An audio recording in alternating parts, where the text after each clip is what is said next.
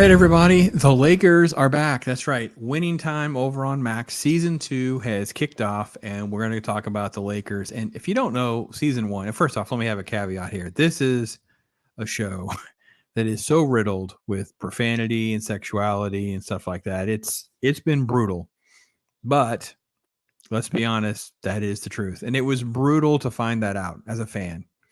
So if you're not familiar, this is basically based on a couple different books. It tells a story of what the from like the draft of Magic Johnson forward is basically the premise. And season 1 is really like season 1. So it's the 1979-1980 season. It starts off, or at least has some elements that are very, very factual. The train does derail in a couple places, especially with the timeline. There's obviously references to Larry Bird and all of that.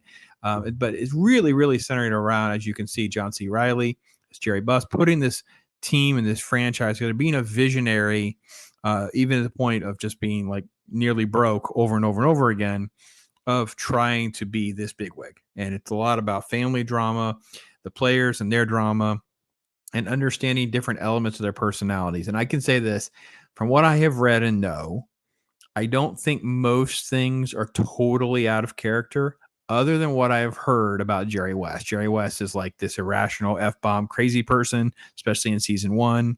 There's a weird moping episode. From what I've read or know, that is not really who Jerry West is. Other than that, a lot of it, at least structurally or at least contextually, fits and is manageable.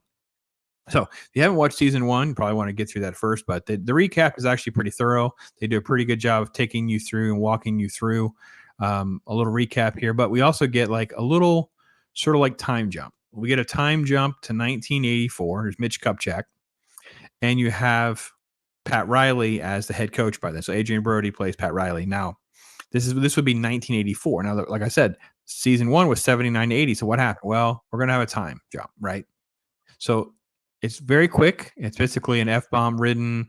They win game 1 in this series final in 84, blah, blah, blah, and craziness ensues. So that's kind of how this plays before we get to the summer of 80. Now, in the summer of 80, it's season 2. So what normally happens, right? A team wins a championship.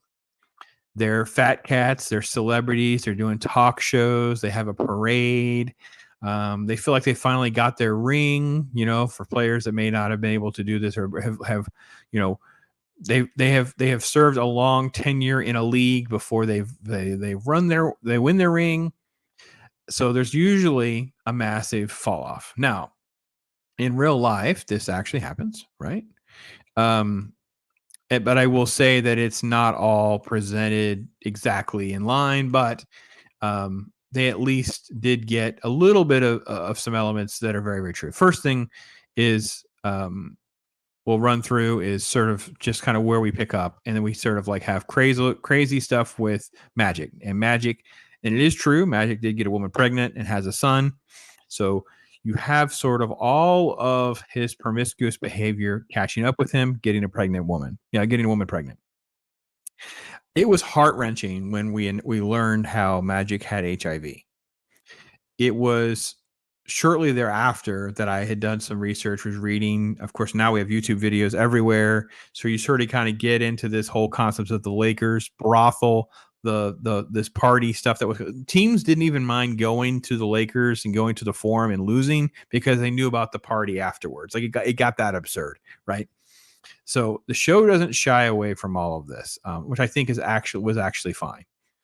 Then you have sort of like this bar sequence and sort of like a catch up, and then you have a quick shot of who the actors are, so you'll know who'll be playing what. Very true. The Celtics pulled off a monster offseason trade, right? Because they lose to the Sixers the year before, Bird's rookie year. They have a Golden State. There's a third team involved. Doesn't matter. They get Robert Parrish, and they get a trade up, puts them, I think, in the third spot or so. They get Kevin McHale. And that triad of Bird, Parrish, McHale becomes historic, right? It's talked about on the show.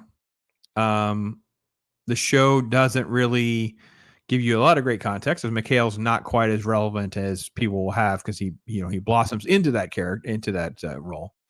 But everybody's living large, living fat, They can do no wrong. That's kind of what you get as they sort of like head into training camp and where their role's going to be, and them sort of having like a back and forth about leadership. There's still it's interesting because Magic and Kareem had kind of set a lot of their differences aside for the team, and they won the championship despite Kareem's injury. But it's still sort of like there, and it's festering. So you sort of have this like training camp vibe and interaction that kind of turns pretty crazy. And you're just catching up with different characters. Here's Cookie, who is Magic's, longtime girlfriend, on again, off again girlfriend. And there's the practice, and they can't, there's a lot of back and forth. Like Magic wants to have this run and gun. Kareem's like, no, I can still do it. And there's like this big throwdown training camp brouhaha where Kareem plays with the B squad. It gets real physical, that kind of thing. Okay. And you have Jerry trying to figure out financially, like how to move forward. He's got the vision of free agency's coming. We've got to lock these players in. We got to spend the money now. And he wants to spend money like exponentially. Like I think Michael Cooper is the player that's mentioned. 35,000 is his salary, going to make 350,000, like a 10x. That's insane. That's an insane thing to think about. Take your salary, 10x it. That's crazy. So the first episode centers a lot about Jerry trying to make this happen.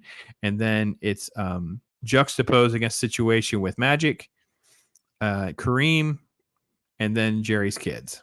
So that you have just like all of these different little plot points that are kind of playing out with everybody. I gotta be careful because there is some like crazy nudity and stuff that goes on in this episode. So the speech stuff with Paul Westhead and whatever, the team isn't nearly as bad as everybody. Oh, Kareem has a baby. Kareem has a baby. They cut away for that. So that was kind of cool. They include that. That's a mirror. That's the son. This is more of that conversation about free agents and whatever. This is the team not playing particularly great. Magic gets hurt. So let me pause here for a second. So yes, Magic does get hurt, but that I think happened. I looked it up to verify. I'm pretty sure I knew for sure. But yeah, it happens in the fall. So they say November. It said in November. The show plays it up like it happens really early. To be honest, they were still doing okay. They were sort of like winning like 60% of their games. Then they kind of headed into December, and it kind of got pretty rough before they kind of like picked it up back again. It takes a while for Magic. Magic only plays like 34, 35 games. He plays like a little under half a season his second year.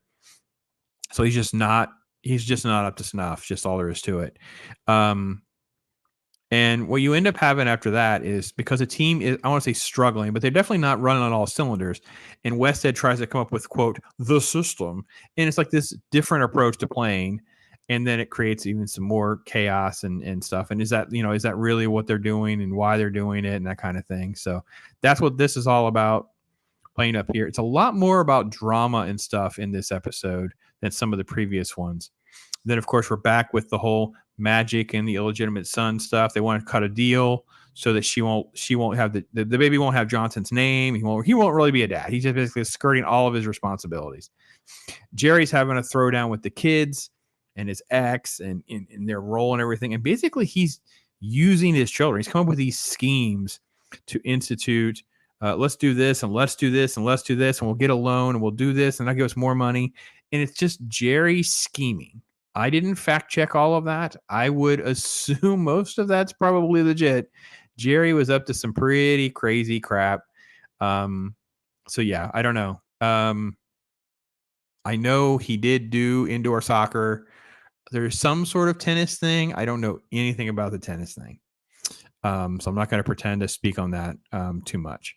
Let's see. Yeah, this is Mama meeting with Cookie, all that kind of stuff. Magic's still like a mess. Before you get to the team, and it's more about like go out there and kick some butt. And they go on basically a winning streak, right? Baby's being born. That's how the episode ends. So yeah, it's the biggest problem I had was the goggles. Kareem has an injury or something they play up in this, and that's why he wears goggles. He wore goggles before this. But I mean, it's funny because I grew up and I just think about Kareem with goggles. Show's very fun. If you're a nostalgic 80s, 90s baby like I am, it's fun to reminisce, relive some of these moments. Show is not for kids. It is hardcore R, sex, nudity, profanity out the wazoo. But if you want to continue to pull the curtain back, relive some nostalgia, things like that, That's what I got out of it. So I know it's sports ball, but got to be honest, it's decent content. So, I'm enjoying it. Anyway, any of you guys watching it, you guys let me know. Thanks for watching. I'm Pops. My favorite quality about Pops is that he's incredibly honest. At least you always know where you stand with Pops. So I like that about him. He's not passive aggressive. He's not sneaky that way. He'll give it to you straight down both barrels.